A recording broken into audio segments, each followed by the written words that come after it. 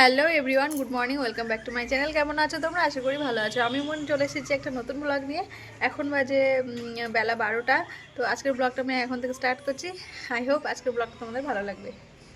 চলো, ইভান কি করছে আগে দেখিয়ে দিই। এই যে আমাদের ইভান স্নান করে বসে আছে আর দুধ খাচ্ছে। আর একটু আগে ভাত খেয়েছে, ভাত খাওয়ার পরে আবার দুধ খাচ্ছে। তোর সকাল সকাল স্নান হয়ে গেছে, আমিও করে নিয়েছি। আর রান্না বান্না আজকে বলতে শুধু ভাত রান্না হয়েছে, সিদ্ধ ভাত। আর একটু পরে তরকারি করব, কারণ ইভেন পটি করে ফেলেছিল, তো ওকেও স্নান করিয়ে দিয়েছি, আমিও করেছি আর কি। যাই হোক, ওকে ভাত খাইয়ে দিয়েছি। এবার আমি একটু ওটস খেলাম, আর কালকে পিঠা বানিয়েছিলাম, তো সেটা একটু খাবো আর কি। তারপর গ্যাসের ওষুধ খেতে হয়েছে, তো ভাবলাম তরকারি রান্না করার আগে একটু মানে পিঠা খেয়েই নিই, দেরি হবে যেহেতু। তো আর ইভানের পাপা আস্তে আস্তে দেরি আছে। তো চলো ব্লগটা দেখতে থাকো।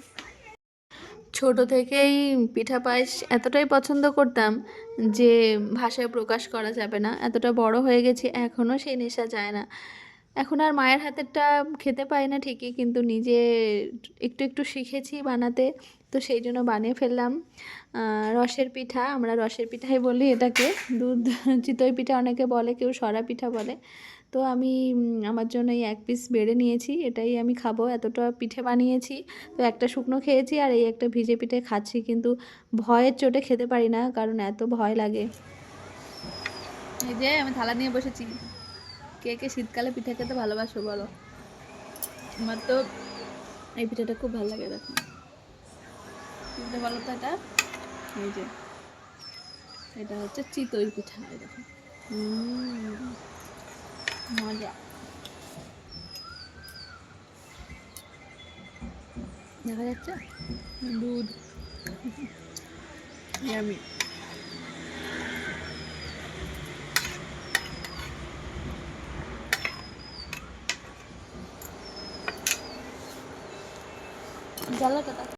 ভয়ের কথা কেন বললাম, কারণ দুধ জাতীয় জিনিস খেলে এখন আমার প্রচণ্ড গ্যাস হয় আর বুকে ব্যথা করে, এই সমস্ত মানে রোগের সৃষ্টি হয়েছে শরীরের মধ্যে, সেই জন্য আর খেতে পারি না। তারপরেও মানে একটু খেতে ইচ্ছা করে, সেই জন্য একটাই খেয়েছি। দেন পিঠা খেয়ে একটু রেস্ট নিয়েছিলাম। তারপরে উঠলাম, ইভান ঘুমাচ্ছে, তো বাইরে জামা কাপড় মেলেছিলাম, তো সেটা তুলতে যাচ্ছি। আর ঘর লক করেই রাখি, ইভানের পাপা না থাকলে লক করে রাখতে হয়, কারণ বাচ্চা নিয়ে একা থাকি, এর জন্যই লক করে রাখতে হয়। তো যাচ্ছি জামা কাপড় তুলতে। আজকে দুপুরবেলা তো রান্না করিনি, তোমরা দেখলে, রান্নাও করিনি আর খাইও নি। ওই একটা পিঠে খেয়ে ঘুমিয়ে পড়েছিলাম। আর ইভানও মানে ওর একটু ঘি ভাত করে দিয়েছিলাম, ভাতটা রান্না করেছিলাম, তরকারিটা করিনি। ভাবলাম যে পিঠা খাবো, আর পিঠা খাওয়ার পরে আমি যে আবার অন্য সবজি বা মাছ দিয়ে ভাত খাবো, তারপরে আমার খবর আছে, কারণ আমি খেতে পারতাম না, সেই জন্য রান্নাও করিনি। তো দেন দেখো জামা প্যান্ট তুলে নিয়েছি। ইভানের পাপা আসার আগে আগে আমি রান্না করে ফেলবো, সেই জন্য আগে আগে উঠে গেছি। ইভান ঘুমাক, ততক্ষণে আমি রান্না করব। এখন বাজে প্রায় 4:30 থেকে 5টা বাজতে চললো আর কি। তো চলো তোমরা ব্লগটা দেখতে থাকো, একটু পরেই আমি রান্না শুরু করে দেবো। রোদ তো পুরোটাই চলে গেছে। আর এই যে এখানে মাদুরের ওপর বালিশগুলো দিয়েছিলাম, এগুলো একটু রোদ লাগলে বেশ ভালোই লাগে, ইভান ঘুমাতে আরাম পায়। আর এইখানটায় রোদটা আসে, তাই পাটি বিছিয়ে এখানেই আর কি ওই লেপ না সরি ব্ল্যাঙ্কেটটা দিই গরম হওয়ার জন্য রাতের। তো এর ফাঁকেই আমি তরকারিটা করে নেব আর কি। এদিকে জল বসিয়েছি, আর ইভানের জন্য হচ্ছে আগে সুজি বানিয়ে নিয়েছি, যে ওর সন্ধ্যাবেলা উঠেই আগে ওর টিফিন লাগবে, তো ওর মানে সন্ধ্যা টিফিনটা করে নিয়েছি। আর এদিকে তরকারিটাও বসিয়ে দিয়েছি, আর সেসবের ভিডিও করা হয়নি। সবজি কাটার সময় আমি ভীষণ ব্যস্ত থাকি, আর সেই সময় ক্যামেরা করব না সবজি কাটবো, না এদিকে আবার ইভানের পাপা আসবে, সেই জন্য আর পারিনি করতে। আর এদিকে তরকারি বসিয়ে দিয়েছি, আর একটু সিম দিয়ে আর একটু আলু দিয়ে চচ্চড়ির মতো করব। আর ওই যে দেখলে একটা ব্যাটার মাখা আছে, তো ওই ব্যাটার দিয়ে ইভানের জন্য আর একটা খাবার বানাবো রাতের জন্য। তো এই যে খাবার বানিয়ে ফেলেছি প্রায়, এর মধ্যে বিট গাজর আর হচ্ছে ব্রোকলি আছে গ্রেট করে দেওয়া, তো ওকে সবজি খাওয়াতে পারি না, এইভাবেই আর কি খাওয়াই সবজিটা। আর এদিকে ব্রোকলি দিয়ে আর পার্শে মাছ দিয়ে ঝোল করেছি, আর ওই যে লাউ দিয়ে আর বড়ি দিয়ে তরকারি হচ্ছে। আমাদের যে বাড়িওয়ালা আছে আন্টি, সেই বাড়িওয়ালা আন্টি দিয়েছিল আর কি। তো এটা দিয়েই ইভানের পাপার খাওয়া হয়ে যাবে, আর বাদবাকি যা থাকবে আমি আর কি রাতে ডিনারটা করব।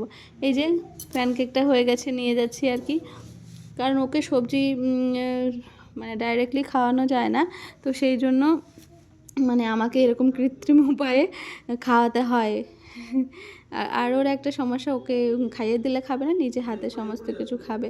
দেখো, ও সোয়েটার পরবে না এই শীতের মধ্যে, ও সোয়েটার পরবে না, তো কি করব বলো, ও কান্নাকাটি, এই কান্না নিয়েই চলছে দিন। সুজিটা খেয়েছিল সন্ধ্যাবেলা, এখন আর বাইরের খাবারটা তেমন একটা দিই না, কারণ ওর পেটে ভীষণ সমস্যা হয়ে যায়, একটু খেলেই সহ্য করতে পারে না, পায়খানা হয়ে যায়। তো চলো তোমরা ব্লগটা দেখতে থাকো। কি খাচ্ছ চুরি করে, কি খাচ্ছ? আলু, আলু খাচ্ছ? টেস্টি আছে, টেস্টি। এই যে আমার সিম দিয়ে আলু দিয়ে ভাজা করেছি, আর এই যে ফুলকপি, এই ব্রোকলি আর মাছ দিয়ে ঝোল, আর এটা হচ্ছে লাউ দিয়ে বড়ি দিয়ে ঘন্ট, আর এখানে ভাত আছে। দুপুরে আজকে ভাত খাইনি আমরা, আমরা পিঠা খেয়ে ঘুমিয়েছি। খাও ভাত খাও। আলুগুলো খুঁটে খুঁটে খাবে না তুমি, দুষ্টু। ওর প্যানকেক করে দিয়েছি, খায়নি, একটা দুটো ভেঙে ভেঙে রেখে দিয়েছে। ওর সবজি তো, সবজি খেতে ইচ্ছা করে না আর কি, তাও টেস্টি করার চেষ্টা করলাম। ভাত খেয়েছো? Good boy, good boy. শোনা শোনা।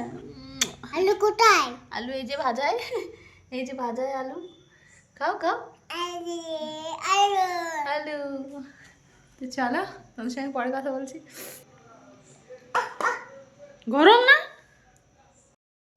ইভানের পাপা চলে এসেছে, ইভানের পাপার খাবারটা রেডি করে দিয়েছি, দেখলেই তো বেড়েও দিয়েছি। আর ইভানের পাপাকে বললাম তুমি আমার জন্য এক কাপ চা করে এনে দাও, আর ও তো চা খাবে না আজকে, আমি একাই খাবো, তো চাটা করে এনে দিল। কারণ আমি সবটা করার পর জলটাও বসিয়ে দিয়ে এসেছিলাম, যাতে ওর হাতে চাটা খাওয়ার একটা অনুভূতিই আলাদা। কারণ জানোই তো, সব কিছু করার পরে এক কাপ চা যদি বরের হাতের পাওয়া যায়, বেশ শান্তি মনে হয়, সেই জন্যই। তো দেন চাটা খেয়ে একটু ইভানের সঙ্গে খেললাম, আর একটু ওকে পড়াতে বসেছিলাম। তো তারপরেই এখন বাজে 10:30, তো আমি ডিনার করে এই যে বিছানা রেডি করেছে, টুনি লাইট জ্বালিয়েছে, আর ইভান নাচতে শুরু করে দিয়েছে। তো আজকের ব্লগটা ছিল এইটুকুই। তো চলো, তোমরা ভালো থেকো, সুস্থ থেকো, গুড নাইট, দেখা হচ্ছে নেক্সট ব্লগে, ততক্ষণে টাটা, বাই বাই।